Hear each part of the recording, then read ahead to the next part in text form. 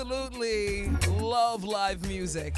I don't know about you, but live music to me is the best form, the more purest form, the richest form of music ever. That much I could tell you. And anybody out there listening right now, we need more bands in Jamaica. We need y'all to get it together.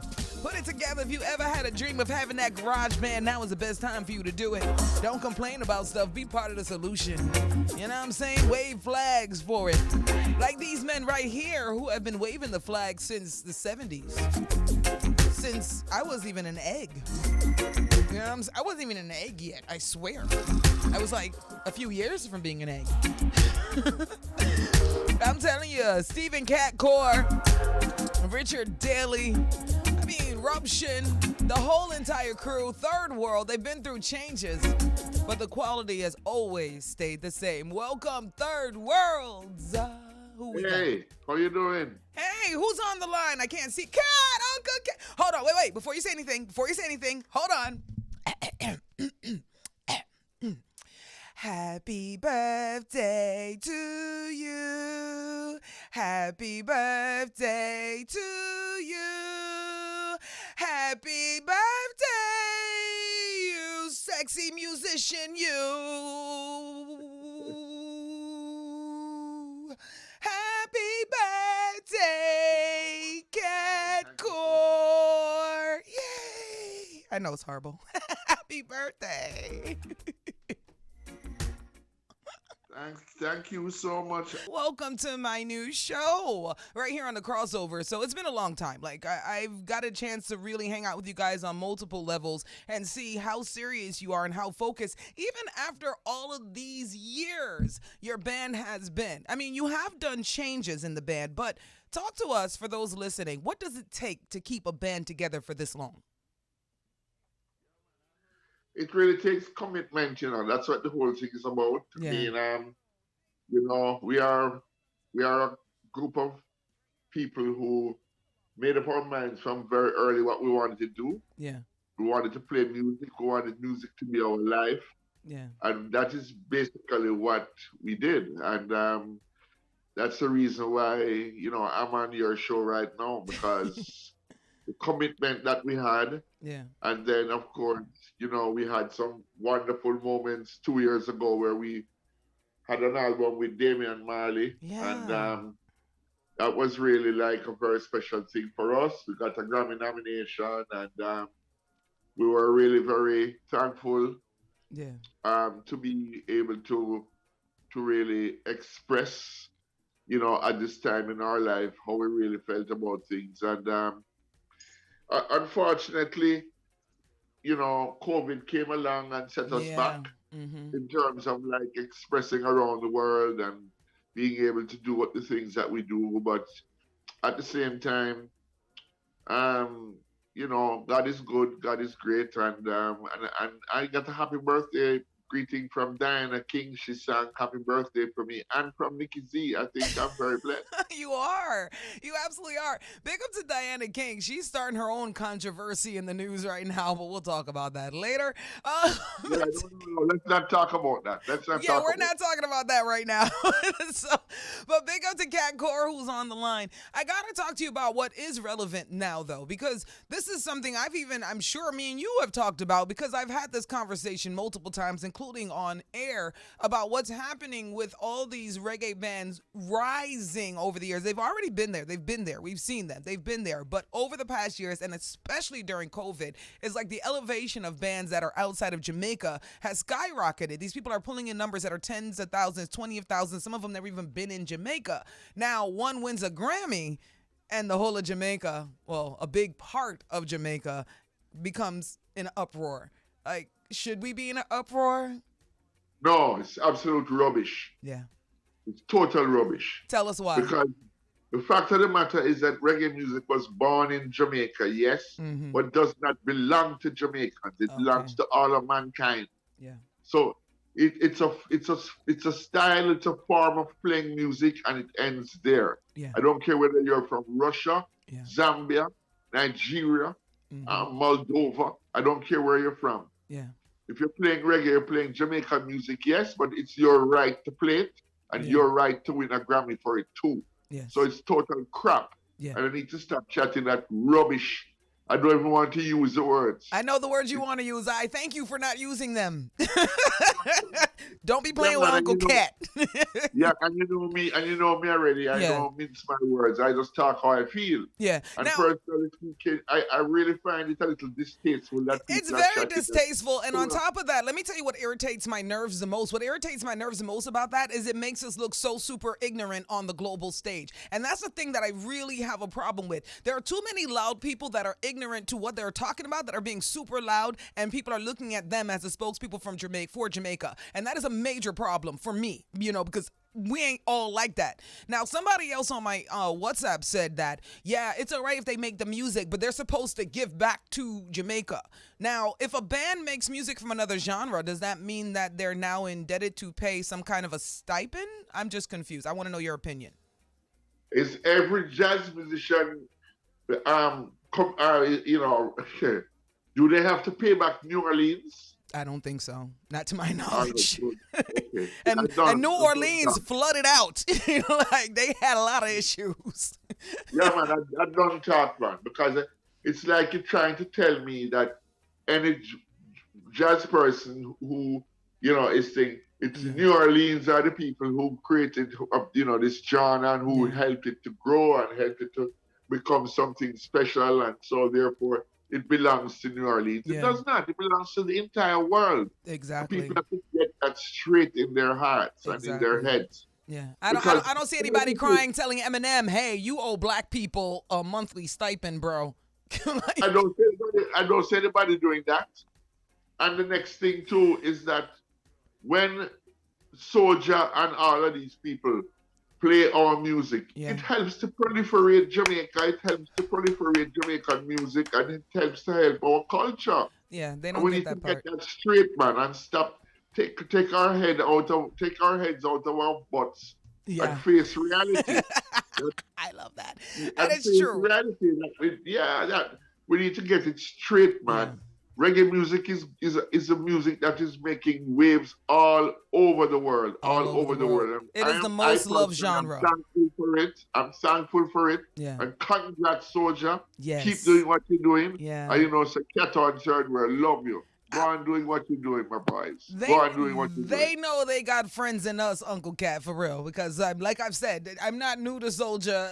There's an interview. It's funny because I posted a clip from the interview and then somebody's in the comments going, oh, so how come all of a sudden now this interview pops up? I'm like, this interview was posted with all the interviews I posted with Sting for 2013. However, that was the one interview that got the least views. Because once again, nobody wanted to pay attention to anything that just looked out of the box to them. So that is y'all fault for not seeing what was happening to a culture that you claim to love. I mean, you don't have to check it all out, but don't get mad when things you don't know about pop up. It just is a reality of life, But anyway, I want to play a song for a second because this is one of my favorites that was done with Junior Gong that didn't really get too much radio because it was too slow, I think, for a lot of radio people. But I love to play it because then I show the variety of ways bands can make music. You can make them happy and hype. You can make the music joyful. You can make it sensitive. It doesn't matter. Third World has done almost disco reggae. Isn't that what you would call it, Uncle Cat? Yeah, well, that is true. We were criticized for doing that as well. See? That just goes to show you how ignorant people can be. Now that we found love turned the world on to reggae. Absolutely. And yet still we were considered, some kind of bastard group that didn't play reggae music. They were playing some kind of imitation reggae and stuff. So I've been through the drill myself. Yeah. And I can tell you that it's total rubbish. Absolute rubbish. Ain't nothing like live music, Uncle Cat. I swear. Why don't we have more bands popping up on the island, do you think? Why do you think? It's like no more new bands. There's only like a handful, if even. It's a matter that one of the things is that a lot of the musicians now, they are in bands, but they're in bands that back up solo acts. So a lot of musicians who could come together with 3 or 4 more musicians and create a unity, a band unity. Yeah. That's not the way to go anymore. The way to go is to get a job to go tour with Barris, or to get a job to go tour with Sean, or to get a job to go tour with, stuff. So But why it, is ta- that? Why it is that takes a toll. energy? It takes a toll on people like Raging Fire, Yeah. I had some money on them to be a big band, Me too. and Roots Underground. I had money on them too. No, Billy Roots Mystic. Underground, stop even playing with me. Like, that was my favorite, and that was like back in 2009 or 7 or something. What happened? I don't have a clue. And Stephen Newland is still there making music, and Yeah. some of the members of the band are still there making music. And what about Billy Mystic and Mystic Revealer? Yes. What a great group they were. Right. Chalice, what a great group they were. Yeah. So, what I'm saying is that not everybody, I think, is in it for the long haul. Third World have always been in it for the long haul. Yeah. And we treasure the fact that we're a band. We treasure that fact. Yeah. Yeah. And, that's something that, will live with us right now up until the day when we're all gone. Because basically speaking, that's what we do. We're a group. Yeah. We're not individuals, we're a group, and we love each other and stuff. Now, I'm not saying AJ Brown isn't a great singer and he can go out there and do his solo shows and all of that. We treasure that also. I do that sometimes. Yeah. I go and I perform as a solo. You're just stronger as in unity. Yeah, but right now when we come together as a group, and that is who we are, Nikki. Yeah. That's who we are.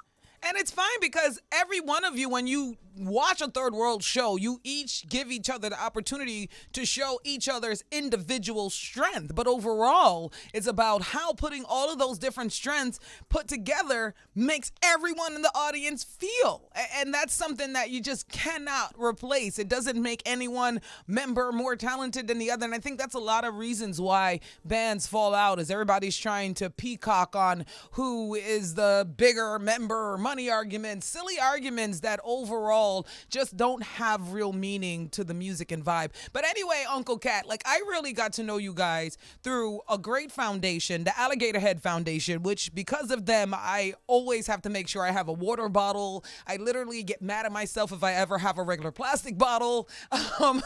They even had the song with Wayne J, the little young Wayne J at the time, plastic bottles and all that good stuff. But I met you guys through them because you've also been big champions for Mother Earth. And I heard there's more stuff that's on the horizon with Alligator and you guys again. So can you tell me a little bit about what's going on there? Yeah, man, sure. Well, I May the 12th, they're going to have the Grand Prix here in Fort Lauderdale. They're going to have it at the Hard Rock Stadium. Okay. And we're going to have a show after called Grand Prix Reggae.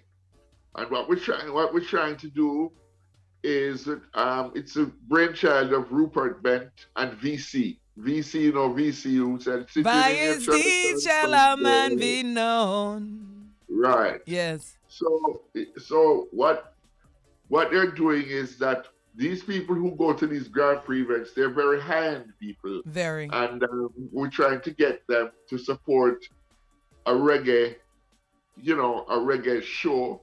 Let me start there. Yeah. But some of the funds are going to go to Alligator Head. And when I say go to Alligator Head Foundation, I mean Alligator Head Foundation will make a decision as to how the funds are dealt with. Let me just make sure people know Alligator Head Foundation, not only do they actually focus on the ocean, they actually do have a coral nursery where they rebuild the corals to help build back the coral reef. They also provide a bunch of programs for the neighboring schools and even schools outside of Port Antonio where the kids can come and get hands-on learning about what's happening under the sea, as well as they help fund a lot of the local schools within the area and programming. So they do a lot of different things in Port Antonio as well as other parts in the world. I had opportunity to go to Venice, Italy with them to see the work that they do on ocean conservation there. That they're also the people that taught me about what's going on with the parrotfish and the fact that the parrotfish can be as big as tall as me.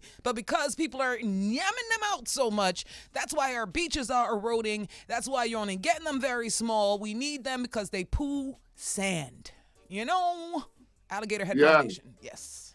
Yeah, man, of course. And to be honest with you, it's been an absolute honor Yeah, for me to have been an ambassador for the Alligator Head Foundation. And of absolutely. course, you know Francesca very well, and I Yeah, know her very, very well.